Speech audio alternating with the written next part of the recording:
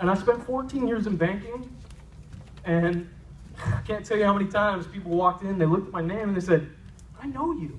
And I'm like, no, you don't know me, you know my dad. Because he either counseled you, or married you, or buried you, or baptized you. And if not, he's going to do one of them. You're going to know him somehow.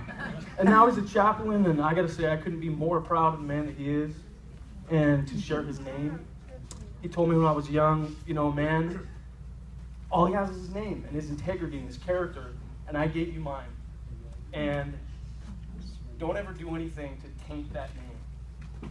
And I always remembered that. And I know that there's probably 1,000 people out here ready to say, well, I know all the things you did. But I always knew where that line was, and you guys always kept that line for me. And walking in here today and seeing all these people that have been touched by my dad, I mean, I decided to go into the ministry in some way myself a few years ago, about 3 years ago.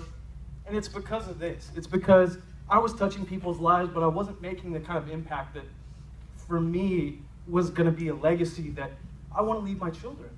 And when I look at my dad, I want my kid to look at me the way I look at him. And I hope that I want to be there when we get to heaven and we all just have a huge party, because how many of us are going to be there? All of us. And all the people that you don't realize you've touched.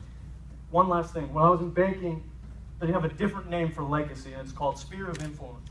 And they tell you how, like, you touch one person, they touch 5, they touch 10, they touch 20. So you have no idea the impact that this has.